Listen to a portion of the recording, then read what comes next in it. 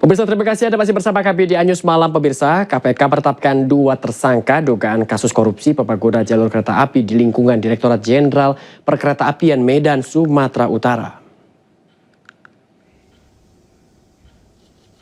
Mengenakan rompi oranye, Muhlis Hanggani Capah dan Edi Kurniawan Winarto ditetapkan KPK sebagai tersangka pembangunan jalur kereta api di wilayah Medan, Sumatera Utara.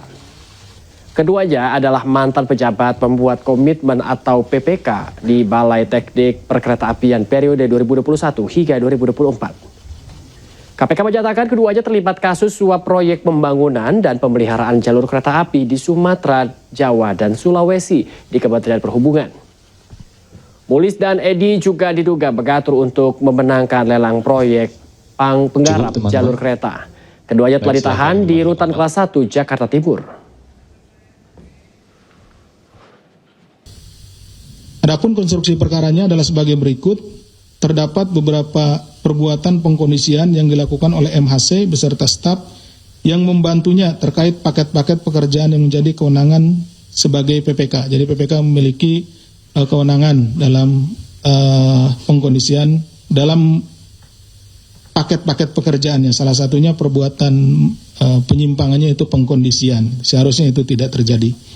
Yaitu pembangunan emplasemen dan bangunan stasiun Medan tahap 2 JLKAMB baik dengan berkoordinasi bersama Pokja paket pekerjaan JLKAMB.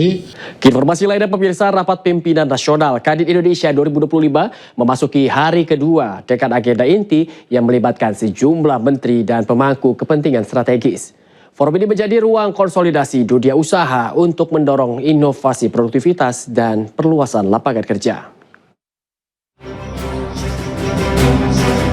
Rapat Pimpinan Nasional Kadin Indonesia 2025 memasuki hari kedua dengan agenda inti yang melibatkan sejumlah menteri dan pemangku kepentingan strategis.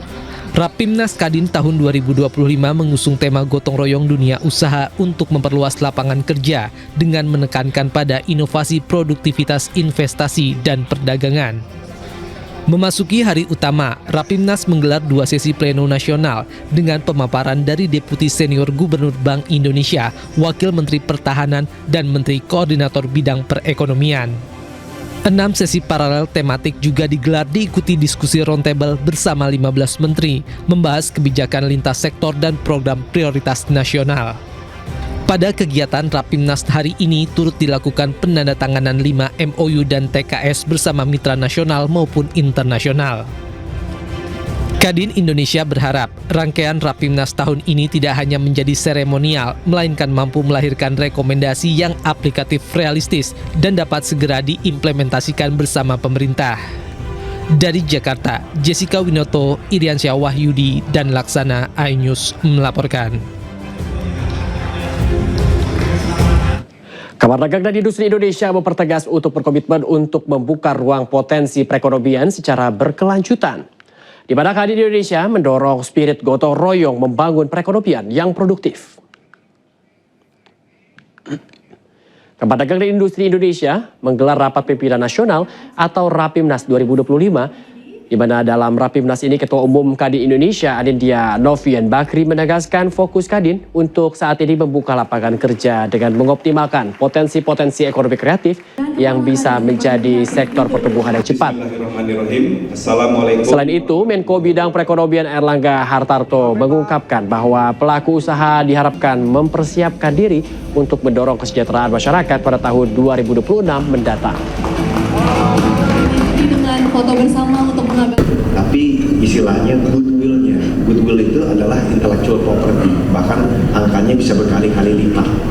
Nah, ini yang saya rasa kalau Indonesia bisa berdiri di atas kaki sendiri, mempunyai konten dan IP-nya sendiri, bahkan dengan berkembangnya upaya diplomasi regional Pak Presiden, baik ke ASEAN maupun ke APEC, ke BRICS, ke G20, ini bisa sama-sama kita sosialisasikan. Kita ini fokus kepada Indonesia Inc. Incorporated. Jadi artinya gotong royong antar pemerintah dan pengusaha untuk supaya Kadin mempersiapkan diri untuk mendorong kesejahteraan masyarakat di 2026. Makanya dari berbagai program pemerintah yang ada ke masyarakat. Kami berharap Kadin ikut mendorong, apalagi juga untuk membangkitkan UMKM konstruksi. Nah, UMKM konstruksi ini sudah dapat banyak peluang dan pemerintah menyediakan dana untuk perumahan sampai 130 triliun. Seorang pemilik toko kembang api di Hunan, Cina meledakkan tokonya sendiri, 3 orang terluka. Informasi Baca Negara akan hadir usai jeda. Jangan kemana-mana, tetaplah di News Malam.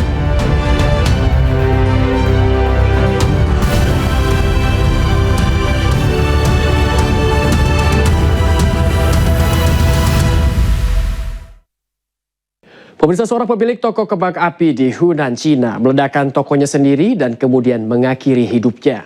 3 orang terluka saat kebakaran terjadi pada Minggu 30 November 2025 lalu waktu setempat.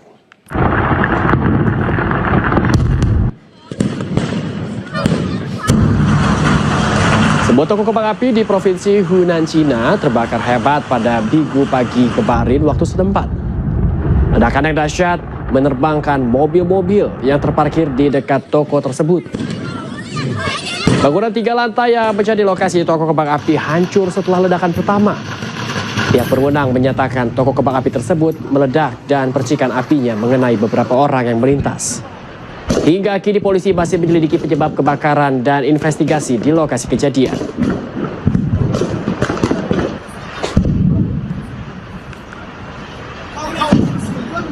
Pemirsa, ratusan anggota Serikat Buruh Migran Indonesia berkumpul pada hari Minggu untuk melayat atas sedikitnya 7 rekan senegaranya yang tewas dalam kebakaran yang menghanguskan kompleks perumahan Wang Food Court Rabu silam.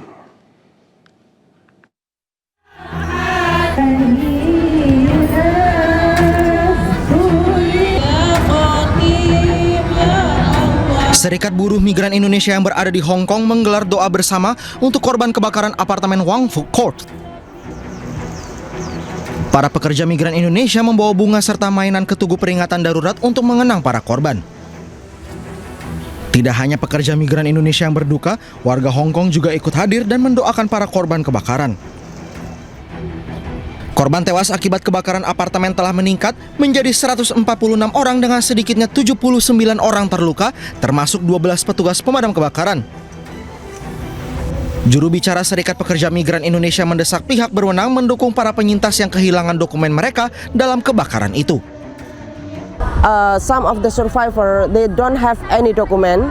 So we want to, we ask Hong Kong government or Indonesian government, they need to make a waiver fees for any kind of replacement of the data. Kebakaran apartemen di kompleks perumahan Wang Food Court merupakan kebakaran paling mematikan di Hong Kong sejak tahun 1946.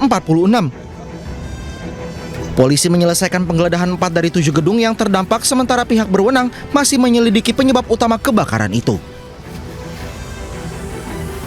Banjir bandang dan longsor terjang sejumlah kawasan Sri Lanka dan menewaskan sedikitnya 334 orang. Pemerintah Sri Lanka tetapkan darurat nasional.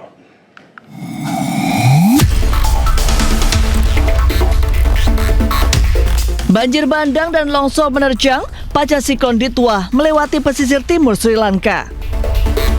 Skala kerusakan yang begitu besar membuat pemerintah Sri Lanka menetapkan keadaan darurat nasional sejak hari Sabtu lalu. Pusat Penanggulangan Bencana Sri Lanka menyatakan hingga hari Senin tercatat sekitar 20.000 rumah hancur. Sedikitnya 334 orang tewas, sementara 400 orang masih hilang. Selain itu, lebih dari 100.000 warga terpaksa mengungsi. Sepertiga wilayah negara tersebut tanpa listrik atau air bersih.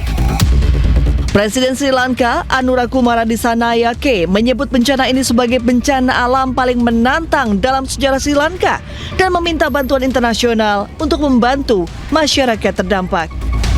Kita ke informasi berikutnya. Warga protes setelah peluncuran organisasi pemuda dari Partai Sayap Kanan Jerman, AFD.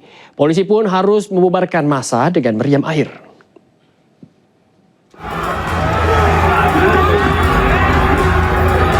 Partai Sayap Kanan atau Alternative for Germany AFD meresmikan organisasi pemuda baru. Namun peluncuran ini membuat demonstrasi besar-besaran dan memicu bentrokan dengan polisi. Sebanyak 6.000 polisi dikerahkan di kota Gießen, Jerman. Mereka harus mengerahkan meriam air untuk membersihkan jalanan dari pemblokiran jalan oleh demonstran. Pertemuan partai anti-imigrasi ini sempat molor lebih dari 2 jam karena massa yang memblokade akses jalan. Warga protes Kongres Sayap Pemuda AFD sayap kanan. Organisasi AFD sebelumnya yaitu Young Alternative dibubarkan setelah partai memutus hubungan. Organisasi baru yang bernama Generation Germany kini dibentuk dengan pengawasan lebih ketat dan hanya menerima anggota AFD berusia di bawah 36 tahun. Bertepatan dengan Hari Solidaritas Palestina, aksi demo bela Palestina digelar di sejumlah negara Eropa, seperti di Perancis, Jerman, dan Inggris.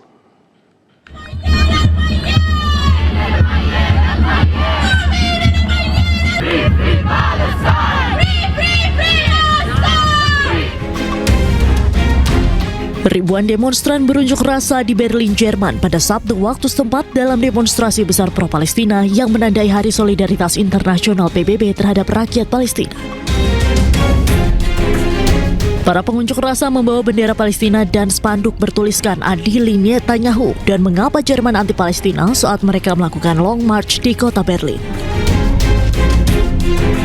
Para demonstran menuduh pemerintah Jerman mendukung kampanye militer Israel di Gaza melalui ekspor senjata berkelanjutan dan dukungan politik terhadap Israel.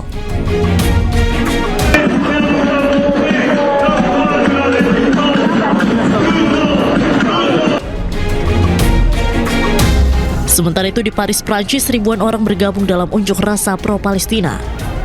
Para demonstran berbaris membawa suar yang menyala, bendera Palestina, spanduk, serta poster. Mereka juga meneriakan yel-yel perdamaian, keadilan, dan pengakuan internasional atas hak-hak Palestina. Petugas polisi dengan perlengkapan anti huru-hara terlihat berjaga dan mengawal jalannya aksi unjuk rasa.